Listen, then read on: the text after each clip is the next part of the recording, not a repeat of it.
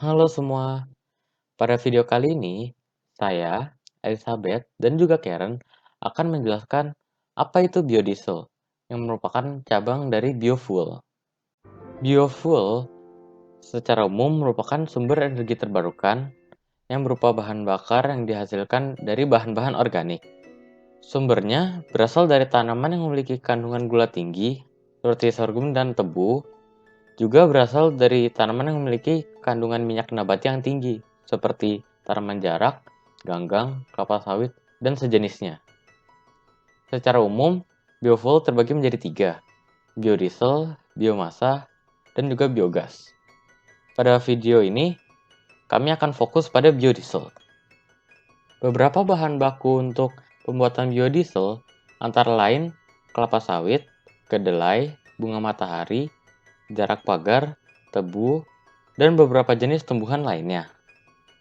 Uniknya, Indonesia memiliki potensi untuk energi terbarukan biodiesel yang berasal dari kelapa sawit. Karena kelapa sawit merupakan tanaman industri di Indonesia yang telah memiliki teknologi pengolahan yang lebih baik dibandingkan tanaman lain.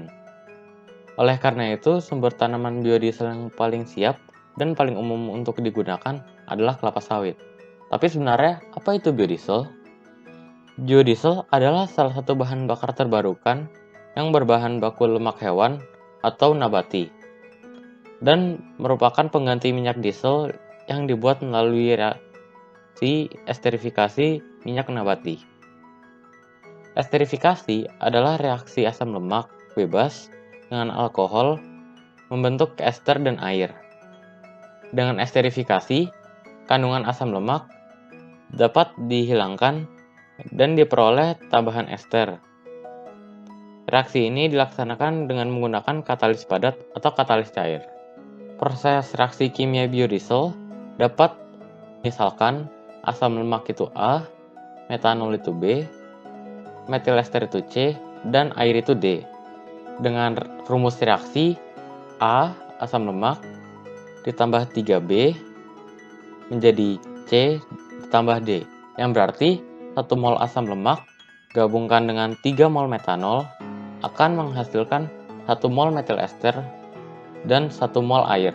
Maka dari itu, kita dapat menentukan persamaan kecepatan reaksinya, koefisien pertama dikali laju reaksi A dikali laju reaksi B yang dipangkatkan 3 dikurang koefisien hasil atau koefisien yang kedua dikali laju reaksi C dan dikali laju reaksi D. Untuk mencari koefisiennya, kita dapat melihat pengaruh suhu yang mengubah harga koefisien tersebut.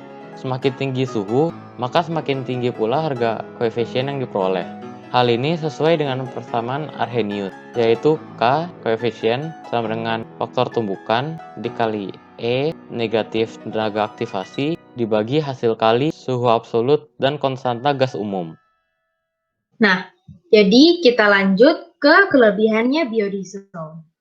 Yang pertama, biodiesel ini dapat langsung dipakai pada motor diesel tanpa melakukan modifikasi signifikan dan memiliki resiko kerusakan yang sangat kecil. Yang kedua, biodiesel ini memiliki efek pelumasan yang lebih baik daripada solar.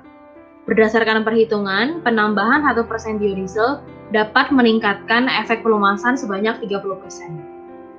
Yang ketiga, biodiesel ini memiliki siklus karbon yang tidak menyebabkan pemanasan global.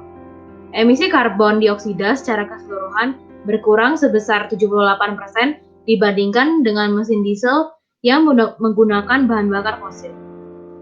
Keempat, biodiesel ini dapat diperbarui karena berasal dari tanaman yang bisa ditanam terus-menerus. Kelima, mesin diesel ini memiliki fuel efisiensi atau jarak tempuh terhadap konsumsi bahan bakar yang lebih tinggi dibandingkan mesin bensin. Dan yang terakhir, biodiesel memiliki konsumsi bahan bakar, horsepower, dan torsi yang hampir sama dengan solar. Lalu setelah kelebihan biodiesel, ada pula juga kelemahan dari biodiesel. Nah, yang pertama, biodiesel ini kurang cocok dipakai pada beberapa mesin modern seperti BMW dan Mercedes yang menggunakan Shell diesel. Yang kedua, Biodiesel memiliki dampak buruk bagi komponen mesin yang terbuat dari karet, tembaga, timah, seng, dan besi. Yang ketiga, sumber pembuatan biodiesel yang merupakan tanaman pangan bisa menyebabkan kelaparan apabila ketersediaan tanaman pangan terbatas. Yang terakhir, biodiesel ini berpotensi untuk menyebabkan deforestasi. Kenapa? Karena biodiesel yang bersumber dari tanaman pangan memerlukan lahan yang besar untuk tumbuh. Hutan-hutan ditebangi demi mendapatkan lahan besar untuk menumbuhi sumber biodiesel. Oleh karena itu, biodiesel ini berpotensi untuk menyebabkan deforestasi. Biodiesel di Indonesia. Menurut data pada tahun 2017, Indonesia masih sangat bergantung pada bahan bakar fosil sebagai sumber energi. Sedangkan, persediaan minyak mentah di Indonesia sebanyak 9 miliar barrel dengan laju produksi rata-rata 500 juta barrel per tahun. Persediaan minyak tersebut akan habis dalam waktu 18 tahun. Untuk mengurangi ketergantungan terhadap minyak bumi sebagai sumber energi, satu-satunya cara adalah dengan mengembangkan bahan bakar alternatif yang terbarukan. Indonesia sendiri memiliki potensi sumber energi terbarukan yang besar. Biodiesel, yang berasal dari minyak tanaman seperti kelapa sawit, jarak, kelapa, dan sebagainya, mudah diperoleh.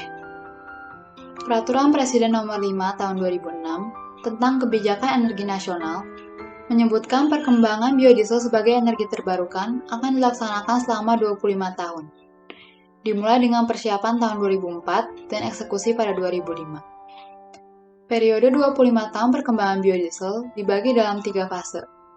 Fase pertama, yaitu tahun 2005 sampai 2010, pemanfaatan biodiesel minimum sebesar 2% dari kebutuhan bahan bakar minyak. Fase kedua, tahun 2011 sampai 2015, diharapkan telah menggunakan tumbuh-tumbuhan lain sebagai bahan dan produksinya dapat memenuhi 3% dari konsumsi bahan bakar. Lalu, pada fase ketiga, tahun 2016 sampai 2025, diharapkan teknologi telah mencapai level high performance dan hasilnya dapat memenuhi 5% dari kebutuhan nasional. Ada pula Peraturan Menteri ESDM Nomor 32 Tahun 2008, di mana sektor transportasi, industri, dan pembangkit listrik diwajibkan mensubstitusi bahan bakar fosil dengan bahan bakar nabati pada persentase tertentu dan secara bertahap.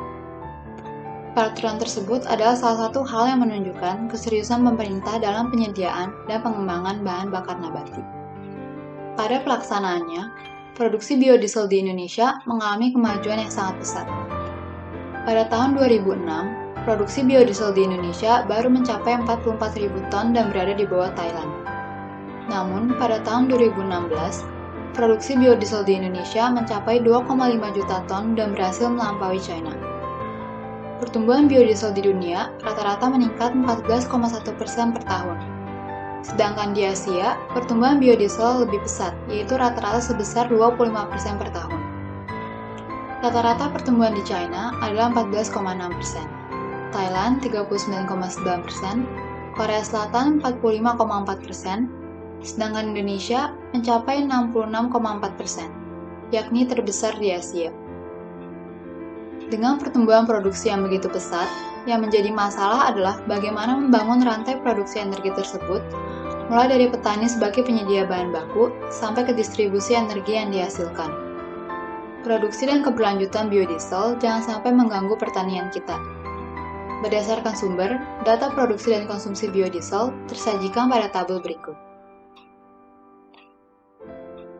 Berdasarkan tabel tersebut, tingkat konsumsi meningkat lebih pesat dibandingkan produksi. Konsekuensinya, kinerja ekspor biodiesel di Indonesia menurun. Walaupun kinerja ekspor biodiesel Indonesia menurun, biodiesel sendiri telah banyak menguntungkan perekonomian Indonesia. Bagi Indonesia, keuntungan biodiesel juga meliputi berkurangnya impor minyak dan menghemat pengeluaran negara.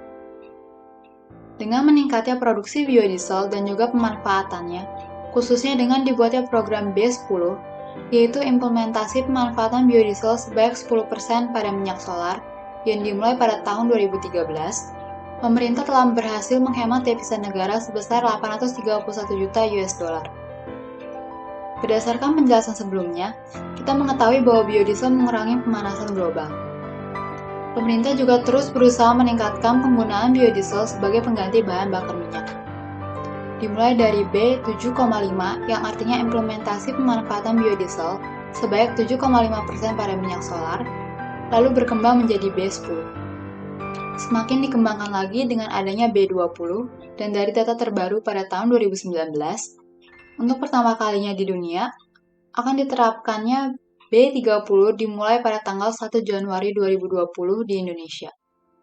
Yang artinya, biodiesel akan menggantikan sebanyak 30% kebutuhan bahan bakar minyak. Kemajuan yang terus-menerus seperti ini menunjukkan bahwa Indonesia mampu terus meningkatkan produksi dan penggunaan biodiesel sebagai pengganti bahan bakar minyak.